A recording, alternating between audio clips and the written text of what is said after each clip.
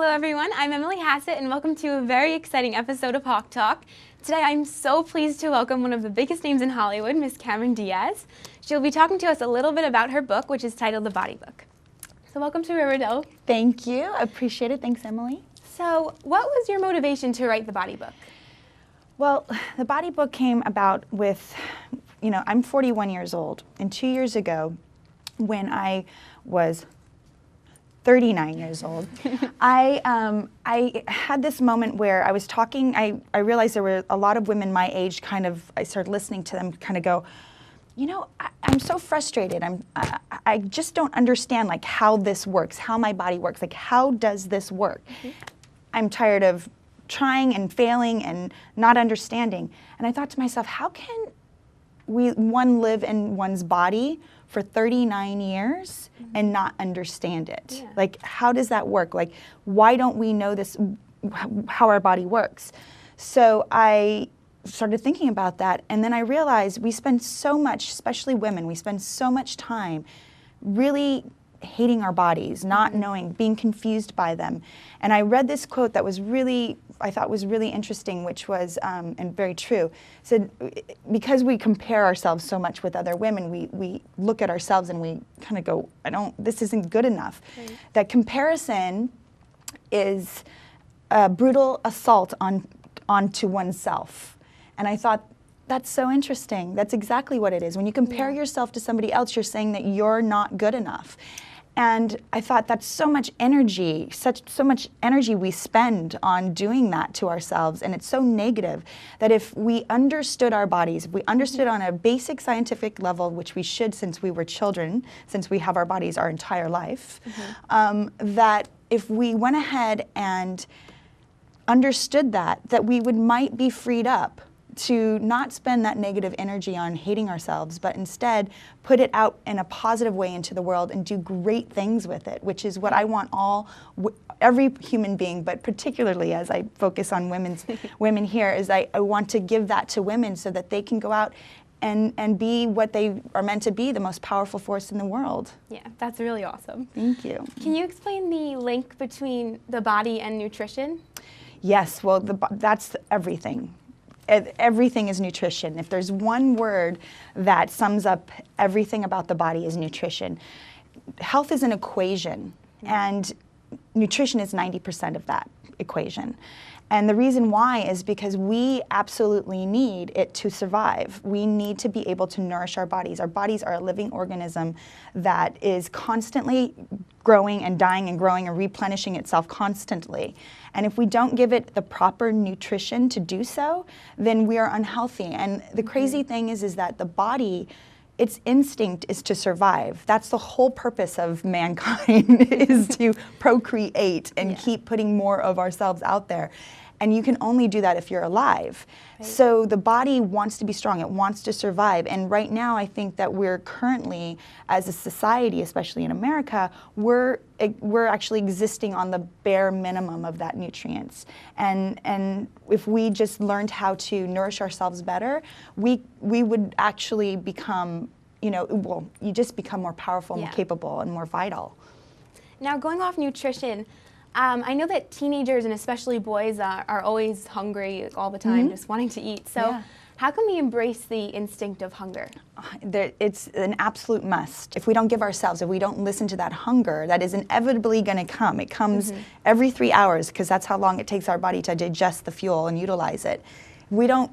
If we don't listen to that, then what happens is that we become we basically leave ourselves open to be victimized by appetite. And appetite is different, because appetite is cued from outside. Appetite is the hard wiring that we have since we are our primitive selves, when food was really not just scarce, but very competitive. Any animal could take a low-lying fruit and eat it. So we had to take it. We had to be able to recognize food immediately, find it, eat it, consume it, because we couldn't refrigerate back then, we couldn't preserve, we couldn't ferment. The only place to store food was on our body, in the form of fat. Yes, fat used to be very good for us to be on our bodies. So we would take that storage of food, but we had to recognize it through sight, sound, smell, and taste.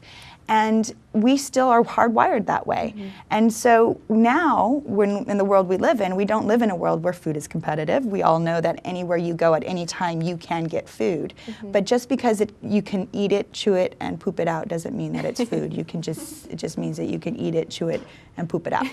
So that's basically the basics between appetite and hunger, is that hunger is something you have to honor, and appetite is something you have to pay attention to, and not let your hunger get so far that you end up eating whatever you see at any time because your primal self is telling you to. So regarding hunger and appetite, if I were going to make one change regarding my health today, what would be one of the biggest things you would suggest? The biggest thing is to cut out sugar. Sugar is just not okay for the body. We are consuming so much sugar at this point as Americans, especially because there's so much added sugar in all forms, not just in refined sugars. Sugar is it inflames our body, inflames our cells. It creates a stress on our pancreas, which creates the insulin that helps us, which our body absolutely needs to help deliver the energy to our cells. Is what insulin does, is it carries glucose into our cells and allows us to utilize that fuel. But we eat so much of it that we're taxing in that our pancreas and its production of insulin, and that's why there's so much type 2 diabetes that's going around. That's why there's so much obesity. So sugar and processed foods and anything that comes in a package, anything that has a preservative in it. First, anything processed is basically taken all of its nutrients out. And anything that comes in a bag is preserved, and the preservatives are antibacterial and antimicrobial. And what that means basically is it's supposed to kill all the bad stuff that makes things rot. Well, they also, once you ingest it, it also kills all the good stuff in your body that helps you digest your food, carry nutrients, as well as be the first line of defense for your immune system. And when you don't have the ability to extract the nutrients out of your food or to defend yourself against disease, then you're pretty much on your way out. It's going to be slow, not going to be pretty, but it's going to happen. So that's basically what preserved foods do to you, and processed foods give you no nutrients, and sugar is just bad all the way around. So I know that staying healthy should be very long term. So what's your take on all these quick fix diets? I think the quick fix diets is really shows where our society is at, because we just want it now. We don't want to have to work for it. We want instant gratification, and health is just not that way. You can't do it with the body. You can see results very quickly once you start to understand how, as this book shows you, how your body works and how you can get the best nutrients, the best energy. When you start giving yourself those things, because diets are deprivation. Diets tell you what you can't have. Nutrition is abundance. Nutrition is all about taking as much as, like eating more nutrition and being able to, it takes a lot you can eat a lot to get that nutrition. So that is, for me, when you think about the diets, I think of failure, I think of ignorance, I think of, it breaks my heart actually. It's why I wrote the book, is because it doesn't work that way. It's just not how life is. Life is long and it's varied and it's complicated, and sometimes you're in a great place where you're doing it very well, and other times you're not. But as long as the equation is more good than bad, then you're already ahead of the game. Yes. So it's great how passionate you are about the book. And I know that there are plenty of self-help books out there for teenagers to buy and read, but what is it that is different about your book? This is a holistic. This is not just, this is real science, first off. It's not my idea of what the body does or how you should treat it. This is actually how the body functions as we know it now. This is the current science. And so being able to present that in a way that, I'm talking to you directly. I really wanted it to be a conversation. I wanted for the reader to be feeling as though I have I'm talking to them directly.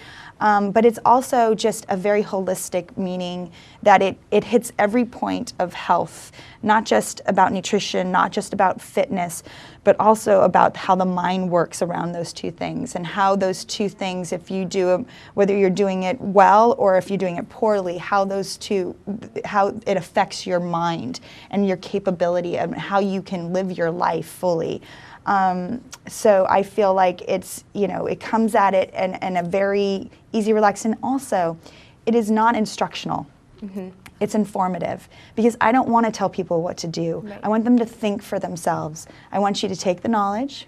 I want you to understand it. I want you to then take it into action, because knowledge is nothing if you don't do something with it. Mm-hmm. And I really feel like, if you the more you practice this, the more it becomes who you are. Mm-hmm. And that's really what it's about. It's not about pretending for a month or two that you're somebody different than you are by doing a diet that makes you crazy. Yeah. It's about having an understanding of your body, what it needs, and meeting those needs on a daily basis for the rest of your life, which is hopefully long and vital and full. And I think that without good nutrition and without the proper fitness and the proper understanding how your body works, you actually cannot live your life in that way. Okay. Well, that's all the time we have for today. Well, thank you, Emily. Thank you so much I really for speaking appreciate with us. As a token of our appreciation, we'd like to give you an RDTV t-shirt. Here you go. Thank you. So the Body book is in stores now, and it is an amazing, influential, and informative read. Thank you so much for speaking with us today. My pleasure, Emily. You were fantastic. I Thank appreciate you. it. Thank you.